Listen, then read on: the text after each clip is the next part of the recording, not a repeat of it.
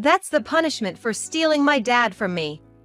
In the midst of our argument, Jenna grabbed my arm and forcefully dragged me outside. Then, she shoved me into a shed that was far from clean. I tried my best to resist, but younger folks just have more strength. I was trapped in the shed. Inside the dark and chilly shed, I started to feel ill. What should I do? How can I get out of here? Though I was panicking, I felt a slight weight in the back pocket of my jeans. Oh yeah, I have this. I quickly searched my pocket. My name is Sophia Johnson. 42 years old. I worked as an administrative assistant at a company. The job wasn't too complicated, but it's never boring. I find it fulfilling, and above all, my coworkers are all kind-hearted, which was what I love about my workplace. It might be rare for someone in the workforce, but I genuinely enjoyed my job every day and didn't find it burdensome. However, there was one thing that concerned me. It was the fact that I wasn't married. Seeing my friends get married and live happily ever after made me feel both envious and a bit sad. Moreover, the thought of living the rest of my life alone was quite daunting. But there were no prospects in sight, and I constantly wondered if any man would ever take an interest in me. Every day, I was consumed by thoughts of the future, filled with unease. However, a few years after I started having these thoughts, I finally got married. His name is Robert Johnson. He's 7 years older than me and works at one of our client companies. Robert had recently become the point of contact for the company I worked at, so he visited often. At first, we were both hesitant, but gradually we grew closer and started dating. After a few years of dating, Robert and I were able to tie the knot. I was truly elated. I genuinely hoped from the bottom of my heart that we would build a happy home together.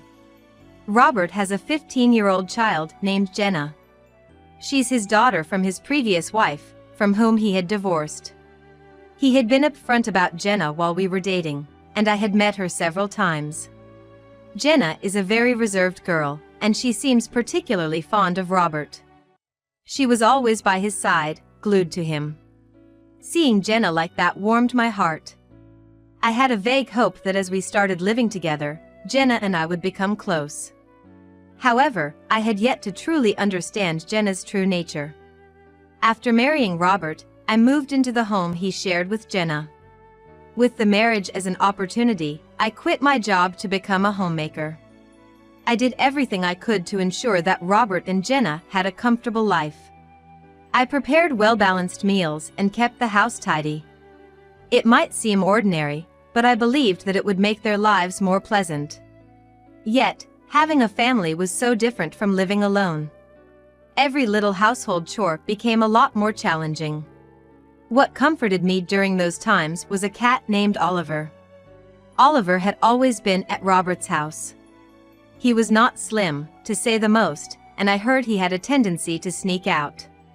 But I believed that as long as I was always at home, he wouldn't run away. Even though I faced many exhausting days, I always felt soothed admiring Oliver. Life after marriage had its challenges, but I felt several times happier than when I was single. However, there was something that weighed on my mind. It was that Jenna might not think highly of me, leading her to ignore me. Even when I tried to initiate conversation, Jenna would look at me with a perplexed expression and continue to ignore me. "Jenna, welcome home." Yet, Jenna would only give me a fleeting glance and not respond. "How was school today?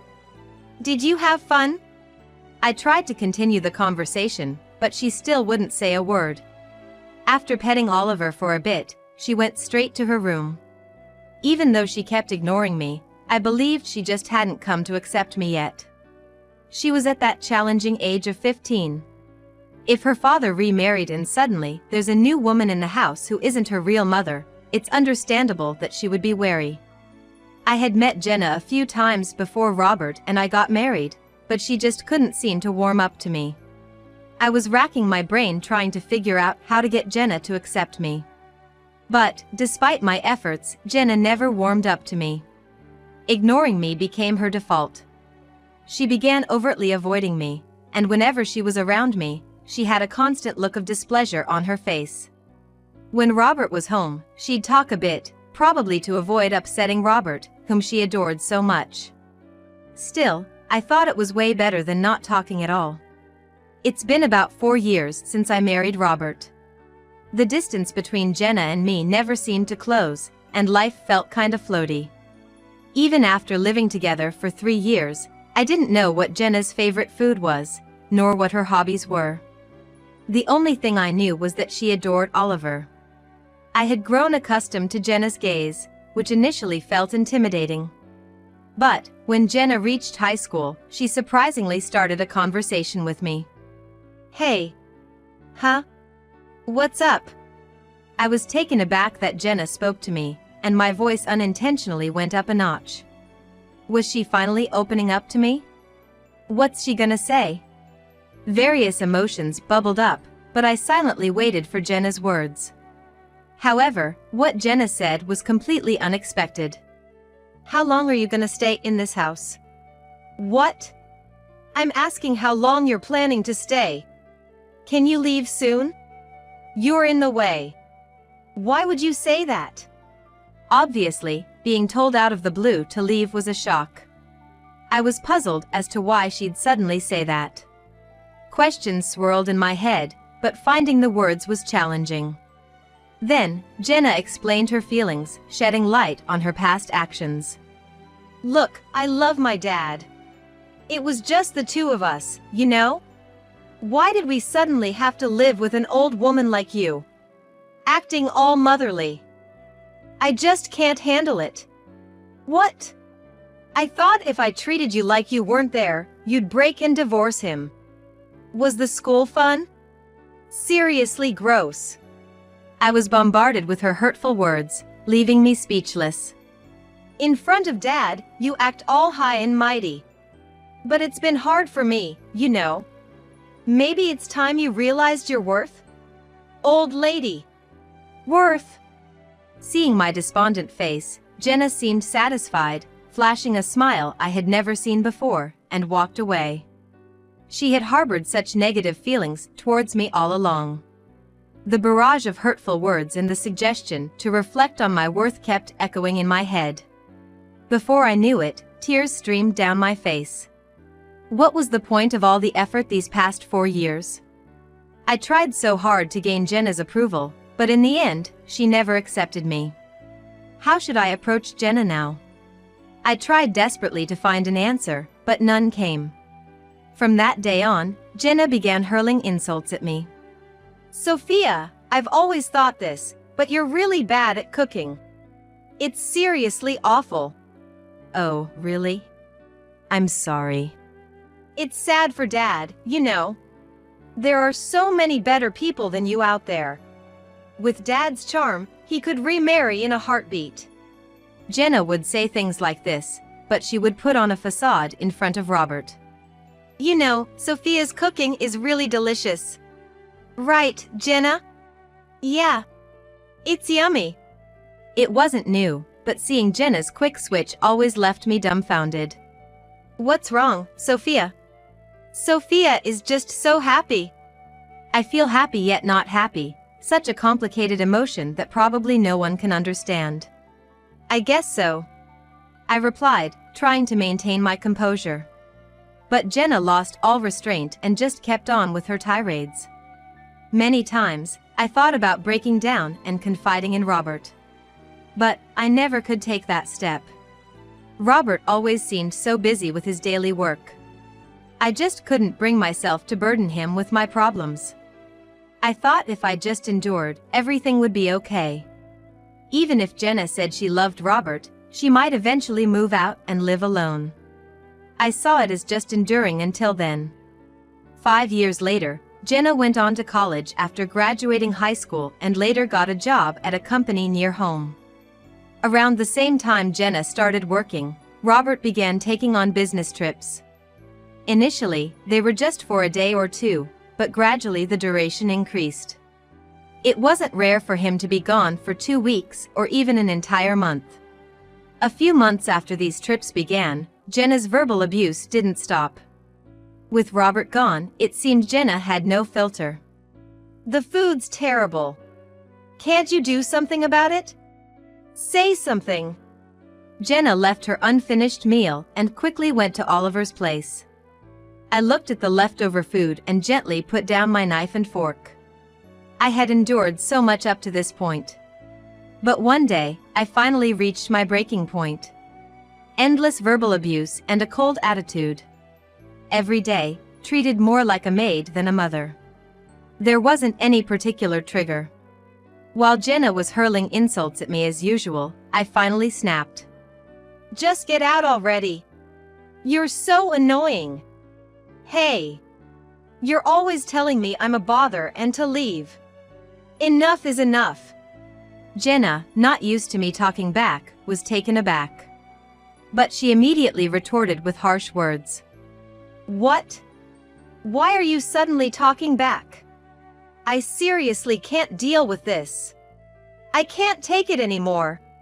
If you can't stand it, why don't you move out? You have a job. You have money, and you do fine on your own. I'm a homemaker, I can't just up and leave." Maybe I hit a nerve because she didn't respond.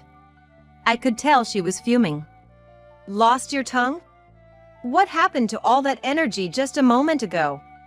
Just as I was about to get the upper hand, Jenna suddenly grabbed my arm, squeezing painfully tight. "Ouch!" Even though I protested, Jenna wasn't listening. She forcefully dragged me outside. "Hey!" She pulled me towards a small storage shed outside. Without hesitation, she pushed me into it. Though I resisted, I was no match for her younger strength.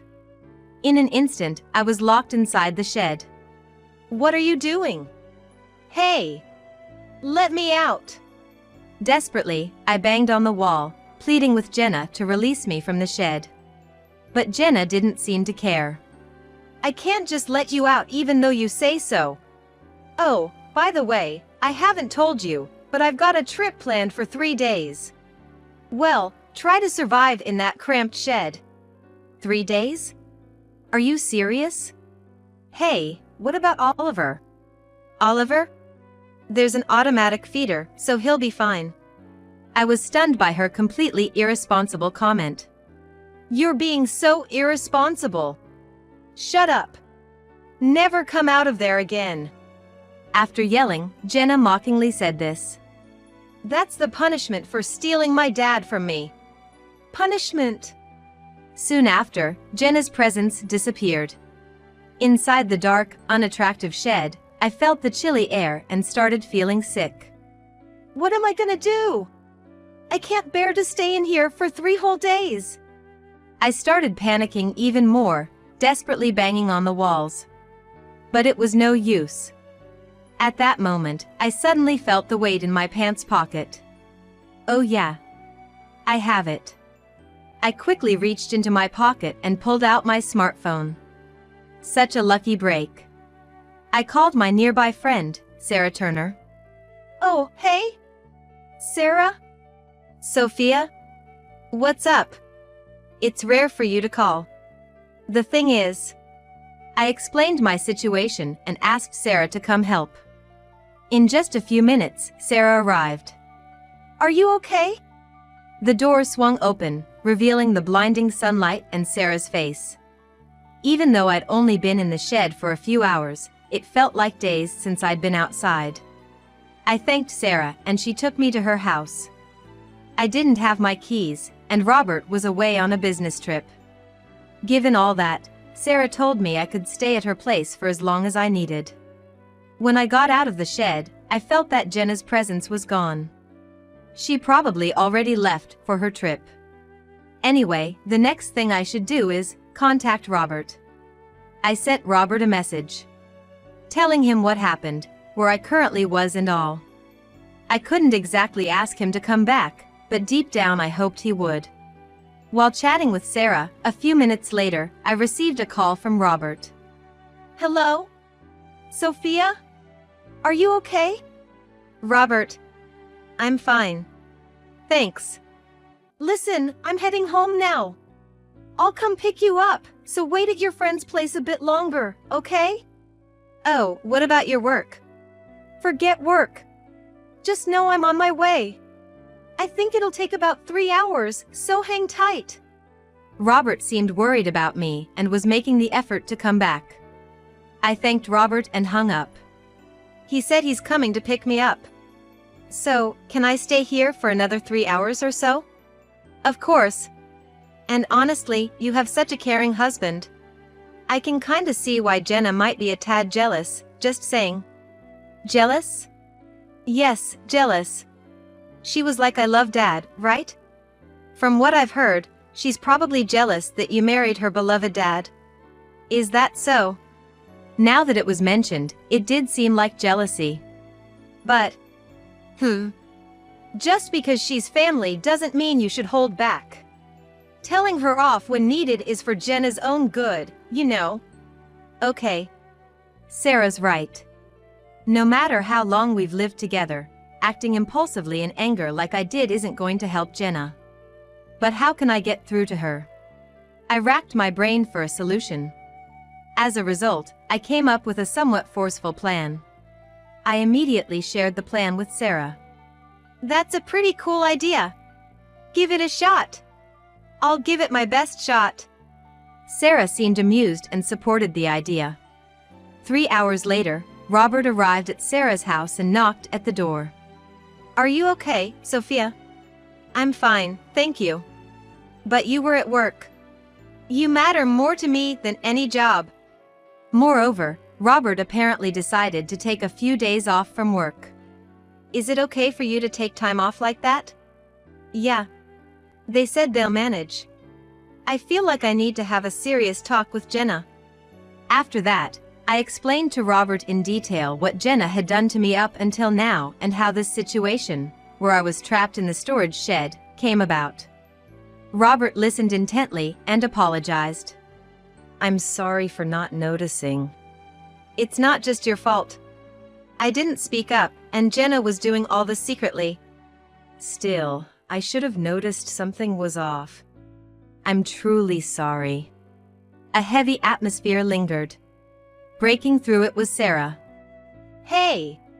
Why the long face? You're gonna scold Jenna, right? Buck up. Sarah's words somehow inspired me.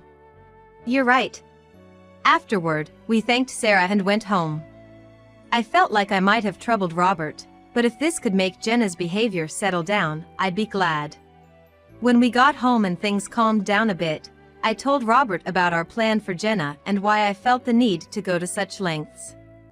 After pondering for a moment, Robert was like, well, honestly, considering Jenna's past, it might take something drastic to get through to her.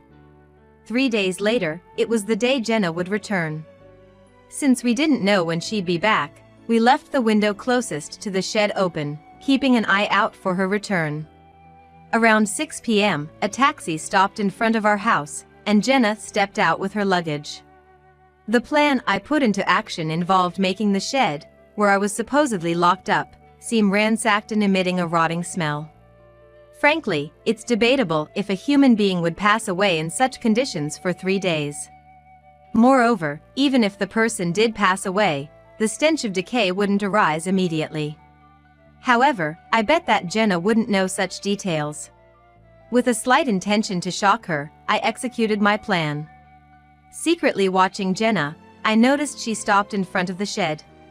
From her reaction, it seemed my plan was working. Ugh.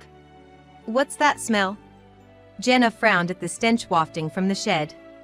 After pondering for a moment, she suddenly looked alarmed, murmuring something and forcefully opened the door to the shed. Jenna was choking from the intense odor. However, her expression quickly changed to shock as she observed the inside. What's this? It's been ransacked. We approached the dumbstruck Jenna and spoke up. How was your trip? Sophia? Why? Wait, Dad's here too? Jenna. We need to talk. Robert had the scariest expression I'd ever seen on his face. Seeing Robert's face, Jenna seemed to have understood everything. Jenna sat on the sofa, looking downcast. You've done some terrible things to Sophia." To Robert's words, Jenna remained silent. "You panicked earlier thinking that maybe Sophia had died in there." "That's not it." "What? Then why did she look so panicked in front of the shed?" As we waited for Jenna's response, she revealed something unexpected. "I thought Oliver was inside." "What? Oliver? After all, Oliver used to escape often before. I thought maybe he somehow got inside the shed and couldn't get out." "You should have been worried about Sophia. After locking her up. What would have happened if I hadn't come back?" "I forgot about Sophia." I couldn't believe she forgot she locked me up. I was so shocked, I couldn't find the words. But Robert was livid at her careless statement. "I never thought you'd be like this. I'm truly disappointed." "But wait, Jenna tried to justify herself. But Robert sensed it and cut her off. "Wait for what? Gonna make excuses? It's just that I felt like Sophia took Dad away from me." "You did something that could have had irreparable consequences just because you felt like it? And then you forget about it? I never thought I raised you to be like this." With that, Robert sighed. He seemed to have completely given up on Jenna. Sensing this, Jenna stood up and started defending herself again. "Dad, don't say things like that. I just love you so much. If Sophia had just waited quietly for 3 days, I would have let her out. And if Sophia hadn't called her friend, none of this would have happened. Dad didn't have to leave work early or take the day off. This is all your fault. Wouldn't it have been better if you hadn't obviously disliked me? Maybe if you hadn't locked me up, your misdeeds wouldn't have been discovered? You act on your own but shove all the responsibility onto me." "What? Oh, by the way, it seems you were worried about Oliver. But didn't you once say that leaving Oliver alone for about 3 days was okay? That's just unthinkable. Do you realize you have a living creature under your care?" "I thought it would be fine." "If you truly cared, leaving him alone for 3 days wouldn't even be an option. And by the way, you don't even know what kind of food Oliver is currently eating, do you? Because Robert and I have been taking care of him. I thought you loved Oliver since we started living together. Now, you only pet him when you feel like it and ignore him otherwise. It's all so contradictory that it's become quite funny." When I said honestly what I was thinking, Jenna blushed with anger. "Why do I have to be told that by you? You're a stranger. A stranger. You're the one who took away my dad, so it's all your fault. Hey, that's enough." Jenna, who couldn't understand what I was saying, snapped even more. But Robert stepped in. "You've been spouting nothing but self-centered nonsense. How is it all Sophia's fault? I really can't understand what you're thinking." "Daddy." Jenna, with tears in her eyes, clung to Robert. But Robert coldly looked down at her. "Just leave this house." "What? Why? Hold on. All of a sudden, I can't keep someone in this house who, on a whim, endangers another's life, and then forgets all about it and merrily goes about playing. Get out now." "But enough. You think you have the right to talk back? You really don't think of anyone but yourself." Jenna tried to persuade Robert, but he brushed her off. And to top it all off, she turned to me. "Sophia, please say something." "No, it's no use. Just leave as Robert said.